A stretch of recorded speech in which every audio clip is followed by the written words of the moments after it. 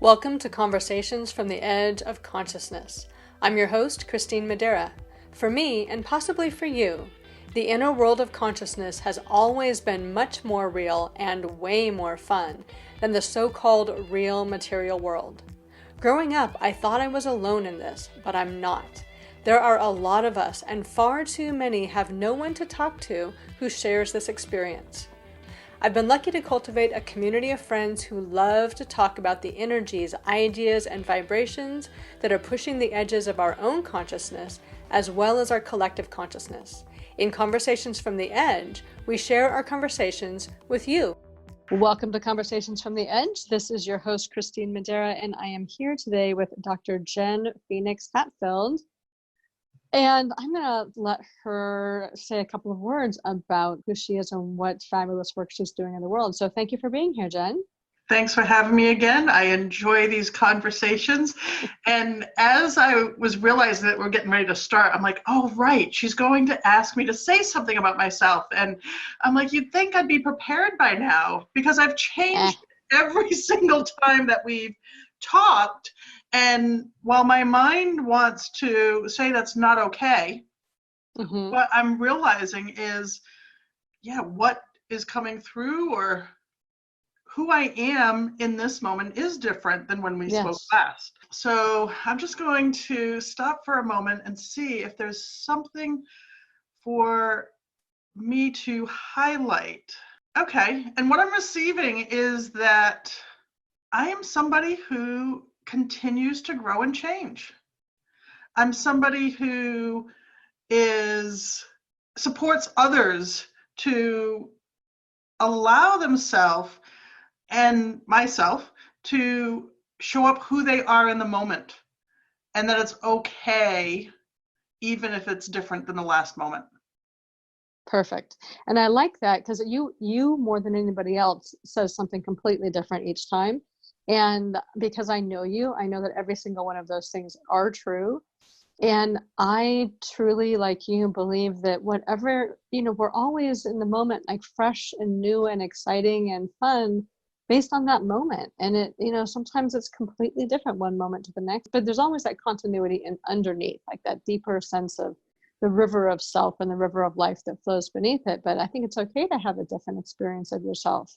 In each moment. I mean, how boring would it be if you didn't?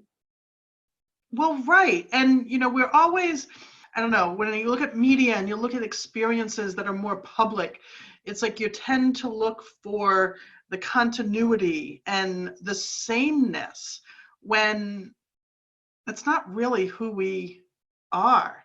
That, again, who we show up with or as in the moment is different, and to be able to embrace that and give yourself permission to do that, I think that's where the magic and fun comes from. I think so too, and that really speaks to this culture that we have right now of never letting people adapt and change and grow and become something different than they were. And this is particularly public life and things we have with politicians, we have with people, famous people, that if they've ever said something or they've ever had a particular attitude or they've ever had a particular belief, that they're held to that for the next 50 years. Like they're not allowed to change. And one of the great tragedies, we're totally not where we're going to go with this conversation, but we can get back to where we were going to go.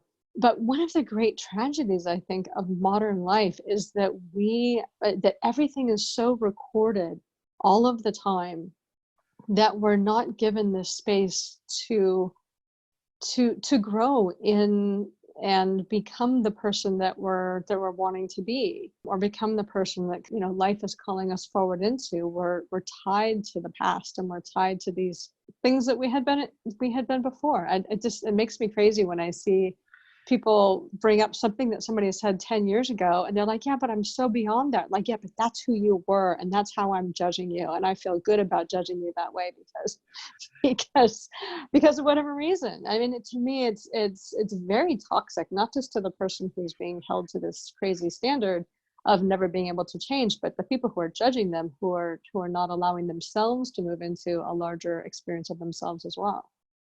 Well, and I think Well, as you said after I introduced myself, that you, in knowing me, you know that even though each time I've introduced myself differently, you know it's all true. Mm-hmm. Or certainly was true in that moment, even if it's not true in this moment. And I think what it comes down to for me, and is in line with the topic that we were discussing in this podcast, is it comes down to that integrity within ourselves, that Mm-hmm. that inner core of who we are, whether you refer to it as integrity or authenticity or some Mm-hmm. other or term or phrase to describe that. And it, and where it connects and how we're living our life is, we've convinced ourselves we feel safer when things stay the same, and that Yes. it's unsafe when things change. So when we see that people are changing, our nervous system is letting us know that there's a problem here. And because, like you shared, an article or something can come up that somebody shared 10 years ago, Mm-hmm. and we're using it as a gauge of who they are today. I mean, personally, when it comes to politicians, for example, if you haven't changed in the last 10 years, I And don't I'm not want you to voting be for my you. politician. you know? Yeah. I don't um, want you to be who you were 10 or 15 or 20 years ago. My gosh. right. So I think as far as a framework or a construct, it's being able to connect within ourself and developing a relationship, cultivating a relationship with ourself that is based on what is true for us in the moment, and developing that faith and trust in a way that, and I would say strength, that we can be willing to share it and show up in it. I agree. And there's also the concept of wholeness. And that's a big concept now that we're moving. We're all one, we're all whole. One of the primary concepts or tenets of wholeness is that you are everything. Mm-hmm. And so good and bad, right and wrong, the emotions that feel bad, that feel very toxic, need to be allowed to flow. You don't act on them, but they flow through your system. You're able to release them out, and you're able to enjoy the positive emotions and things. But the idea of wholeness is that everything resides within us. And it is only when we get caught in something that we're kind of trapped in that mindset or that construct or whatever that is. But if we truly are whole, we allow everything to flow all of the time. And we recognize that all of the impulses that we see in somebody else or we judge in somebody else are also alive in us, whether we choose to see them or not, or we choose to allow that to flow through us or not. And so it's a kind of a painful process of getting to that space of wholeness, because you have to really move through some shadow stuff. But once you can recognize that all of that stuff moves within you as well, maybe in a different way, it's much easier to allow other people to grow and change, because you're able to recognize that in any particular moment, any part of you can be showing up. Yes, yes. And I was just discussing this, and I can't even remember who. I was just discussing this recently, and what I was sharing from my own experience was, my life has opened up to new possibilities, and I've had new and deeper levels of healing over the past years. And part of that has come from, and I'm going to choose to say it this way, judging less. Mm-hmm.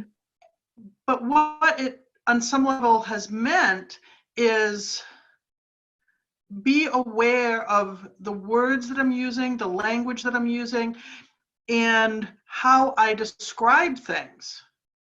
Mm-hmm.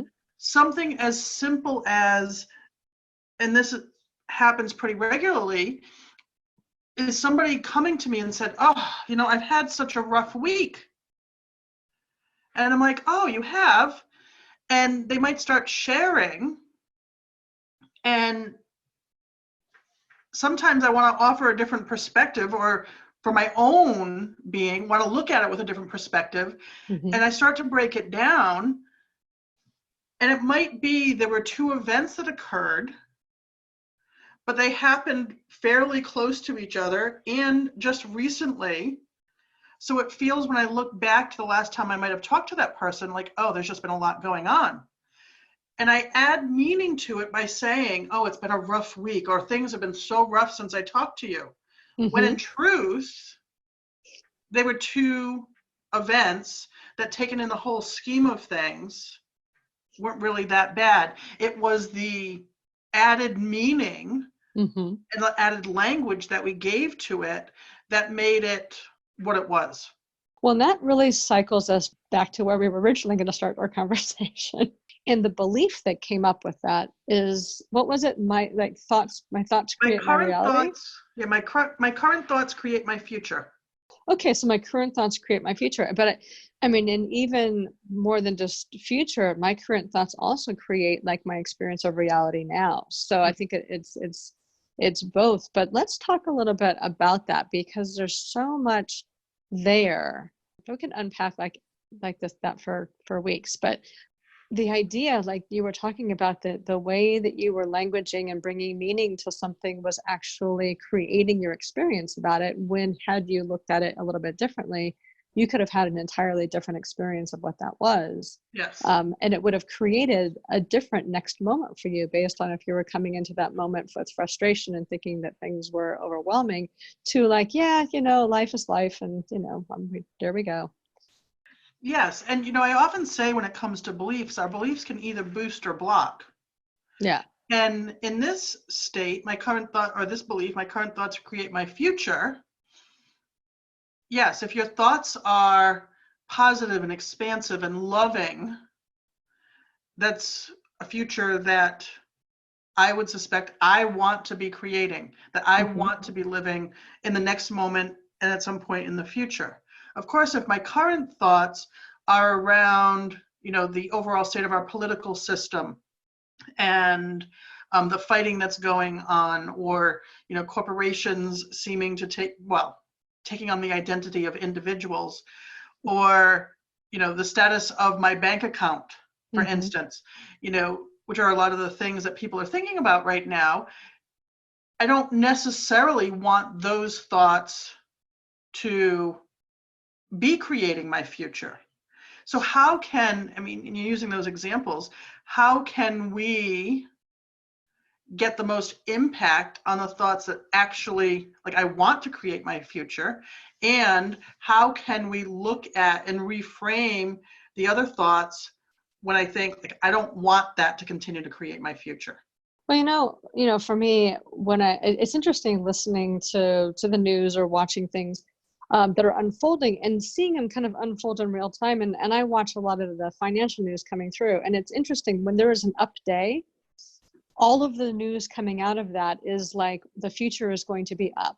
When there is a down day, and this could be the next day, this could be the second half of the same day, the news coming out of that are the people who are, saying, oh, we're going to be going into a recession and all these different things. And it's interesting, because the tendency is that the direction, this works in markets too, that the direction that things are heading is what we assume will always be true. So like the state of our bank account, if our state of our bank account is low, then we extend that out into the future as our reality, and the reality that dictates our experience, versus right this moment, my bank account is lower than I'd like it to be, but what else is possible?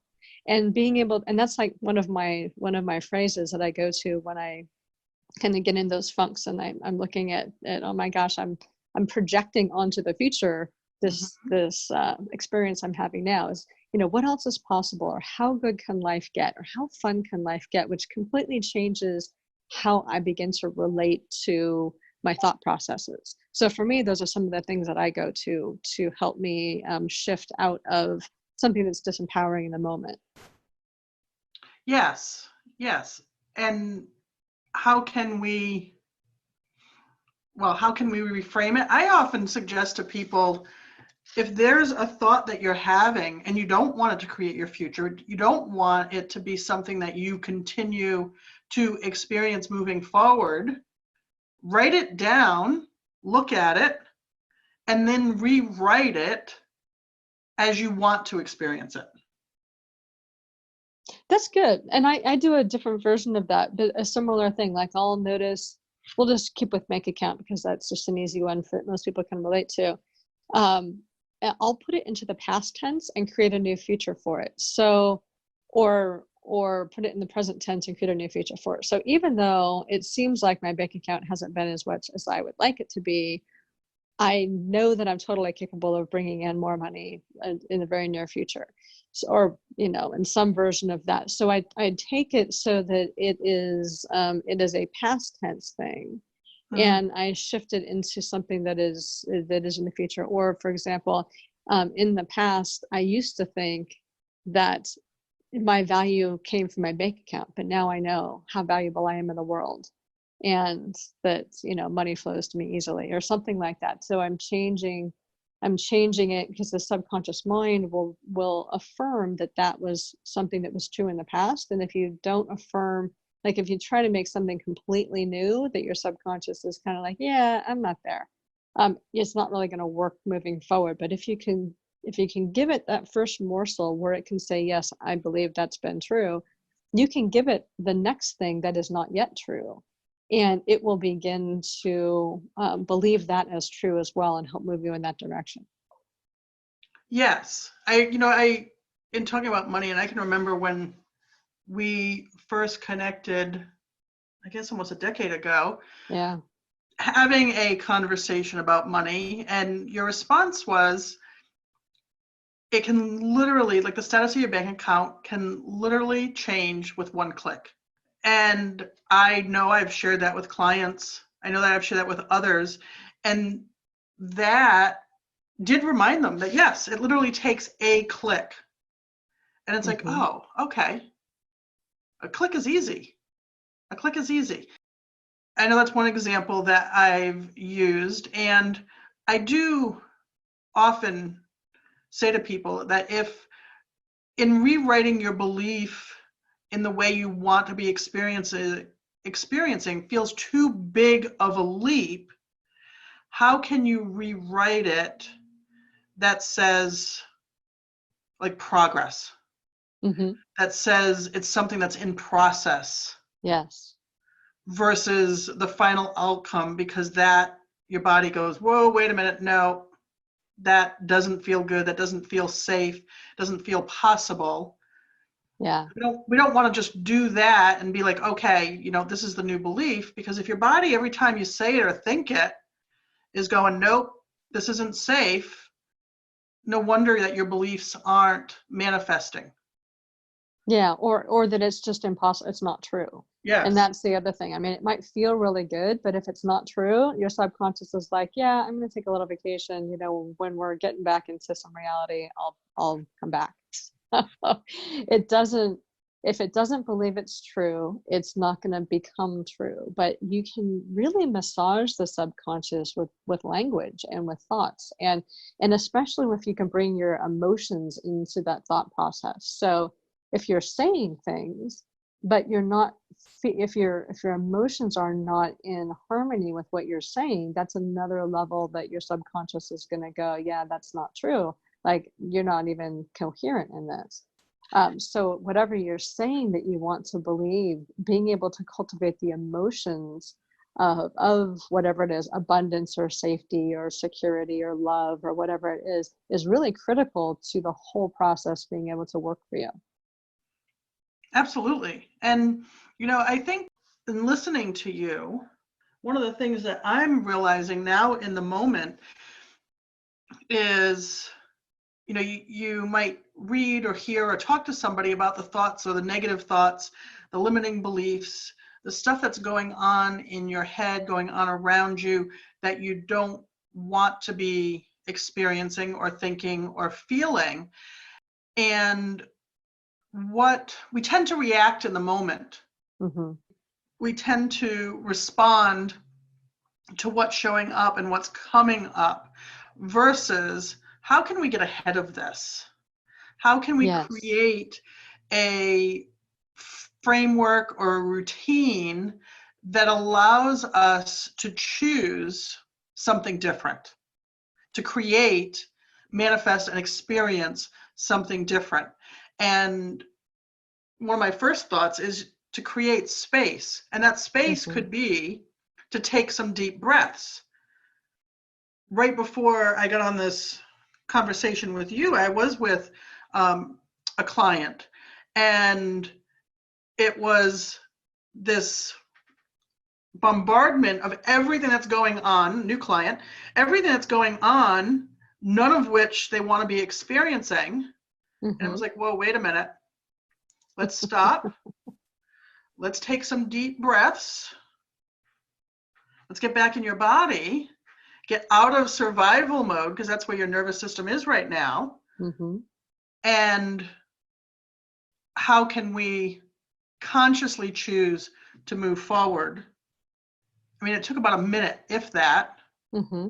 The whole course of the conversation changed. When we're in it ourselves, it may take a little bit longer, especially depending on if it's something new.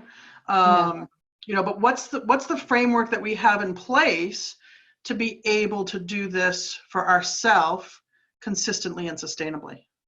Yeah. And I think having a few different strategies to be able to create that space, and then having a strategy or two that helps you to move from wherever that new space is to the direction that you want to go. I mean, that's really um, where you can start reclaiming kind of your own power and your own creativity and your own path forward. And it doesn't take a whole lot, but it does take remembering, like cultivating a few of those. And we've talked about a few already, but also remembering to use them. So whether you carry around a little 3x5 card and you whip it out so you can follow your steps, or you put sticky notes around your house or whatever that happens to be. And I've got a little underneath my computer that I can look at, got a little sign, and it says, how good can life get? And every time I look at that, or every time I start getting a little spiraled out, I'll look at that, because that will change my energy for me. And then my process after that is to actually sit back and kind of ask myself, without really trying to answer the question, but say, well, what else is possible? And then, like, I don't have to answer it, because just all of these kind of cascades of possibility sort of open up, and I don't have to follow any of them. I don't have to latch on to something. It's really about the energy of knowing that there are a lot of other options than what I have been limiting myself to. Yes. And now I do have stickies on my desk. I know you do. And You're the sticky queen. I am the sticky queen, because they are things that I want to remember. It's also my belief list. Mm-hmm. I use it consistently every day, and I keep it on Google Drive. I know there's other apps and things out there, but I keep it on Google Drive because I can access it from any piece of technology when I realize I need that reminder.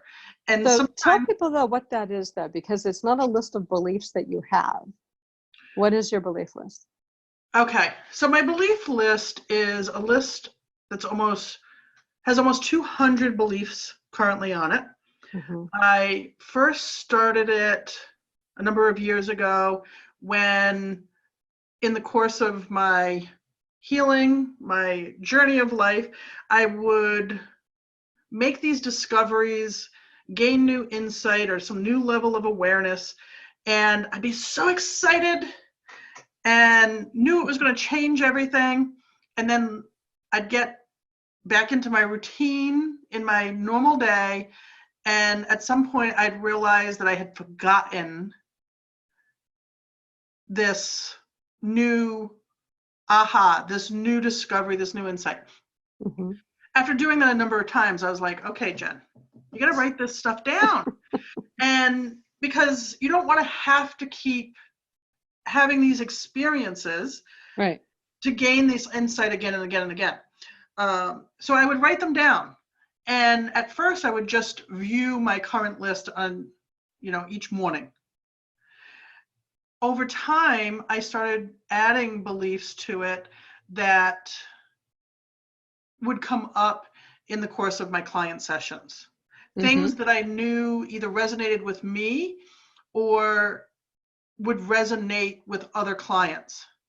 That, again, going back to we're all connected, that we are all, that we're all connected, that it's in us somewhere. That if it's showing up in somebody else, it's showing up in us somewhere. Yeah. And so those beliefs are, some of them are mine. Some of them are are, mine, because I remember you wrote yes, down some of yes, mine. some of them are yours. And some of them are what I want to embody. So there's still The beliefs, aspirational. yes, that while I'm consciously choosing it as mine, there's still work to be done for it to be fully integrated and embodied within me. Then there would also be some that were my beliefs in the past that maybe now I've expanded in some way. That sometimes show up again. Yes. Yeah. And that, but I use it as a, well, as a framework or as a tool to identify where I might be out of alignment, where I might be stuck or blocked. And you use your version of muscle testing to do that. Yes. Yeah. And I use a pendulum. Yes. So there's ways, if people, if they're struck on, oh my gosh, a list of beliefs, that would be great. That some of the ways to be able to identify which beliefs are in play and which beliefs maybe are not in play yet that you would like. Having a way to do that is helpful. And actually, and I don't normally plug this at all, but on conversationsfromtheedge.net, there's the Expand Your Edge course, and it goes through like how to use a pendulum to do that, and also how to use some energy work to expand into new beliefs and to let go of old beliefs. So I'll just put a little penny commercial in there. I don't normally do that, but that is a way, if you don't already have one, that you can do that. So I love your belief list. I used to, when you first brought it up, I kind of laughed at it, I have to admit, but it has been very helpful over the years. And actually in our last session, you gave me a list of like 9 beliefs that were in play because I was expanding into something. Yes. And I had these things come up, and I had, these wonderful expansive experiences, which of course bring up all of the old beliefs, because when you step into this new thing, those things that are unresolved at that level, like we'll resolve them at a level that we're at. But then when we take a big new step, those same beliefs often come up in a new way. And so I went back through actually this morning and went through those to see which were in play. And most of them were good. There was 1 or 2 that I needed to do a little bit of work on, and I needed to change the vocabulary a little bit to get a more complete piece of it. But I find it to be really helpful to have those things written down. So that's a pretty interesting practice for people to work with, either beliefs or affirmations, to begin to notice, like, when is it actually working for me? And when am I not in that energy? And if I'm not in that energy, what are some of the feelings and the beliefs and the stories I have about why that particular affirmation or belief is not true for me in this moment? Right. Beliefs are something that we have to consciously, intentionally, and repeatedly choose. And provide ourselves an avenue to reevaluate when things are changing in our life. Is this still valid? I often compare this to our computers. Most of us, well, if you're listening to this, you have some form of technology. Yeah. And our technology, the way it's created today, gets updated. The operating system has to be updated consistently for it to continue to function and communicate with other technology. Yes. But yet, as human beings, nobody, I know for myself, growing up, taught me that I was creating my operating system, and that at some point and at different points repeatedly throughout the rest of my life, I was going to have to update my operating system, or it would be beneficial for me to update my operating system. Okay, I can feel another conversation coming on around this because I think this is a bigger topic than just a couple of minutes. So, Yes. is there anything that, like bringing in that belief about my thoughts create my future in an empowering way, that might help us in this moment? And then let's carry on into a different conversation about beliefs, because I think that's a really big and juicy topic, and there's a lot of misinformation about beliefs and how they work. Yes. And what I'm receiving is tie that to the belief I am safe and I love myself unconditionally. Okay, so where I love myself unconditionally, I am safe, and my thoughts create my future. My Yes.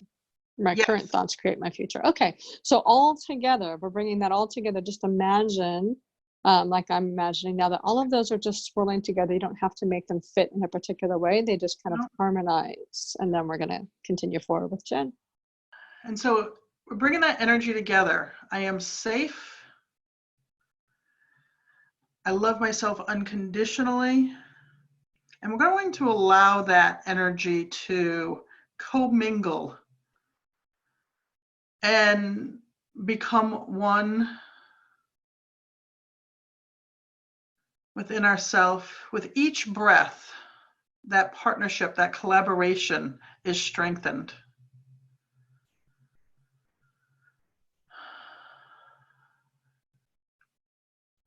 And we do that so that way, in this next moment, once we end this conversation that we've been having, as your own thoughts start to re-enter your mind, evaluate them, look at them, observe them,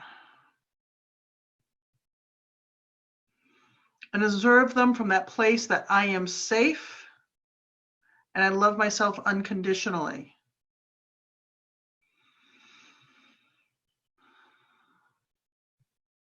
And if they are thoughts that you want to create your next moment and your future beyond, then allow them to build and strengthen, expand until you're fully encompassed.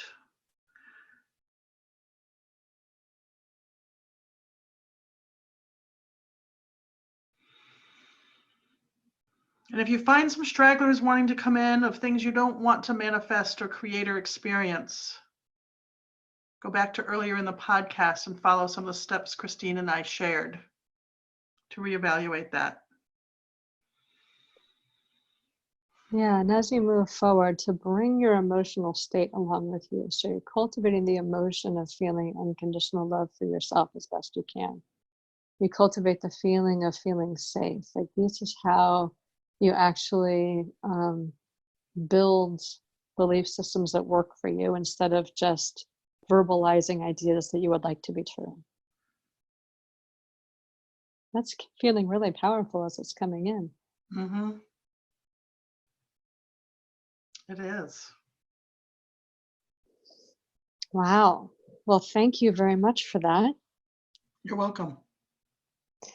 All right, so I'm just going to remind people that they can always find you at conversationsfromtheedge.net, and just ask you if you have any parting thoughts, and then to let us know how people can reach you directly. The last thing I would say is, at any point, while that exercise right there felt juicy and good and because it happens, when doubt starts to come in, revisit this. Create this for yourself and use it. Use it. Whether it's once a day, 5 times a day. You come back to that feeling, that connection, that emotion. You'll be thankful you did. You will. And I can be reached always at theintuitivephoenix.com or my Facebook page, The Intuitive Phoenix. All right. Well, thank you so much. I've already got our next conversation's already formatting itself in my head. So looking forward to talking with you again soon. And thank you again so much for sharing your energy and your wisdom and your truth and yourself with us. You're very welcome. Glad to be here. This is your host, Christine Madera. I hope you've enjoyed this conversation from the edge of consciousness. You can find all our conversations at conversationsfromtheedge.net. You'll also find links to schedule a private conversation with me or any of my friends, as well as tools to help you expand your own consciousness and explore what's possible for you outside the boundaries of your current perceptions.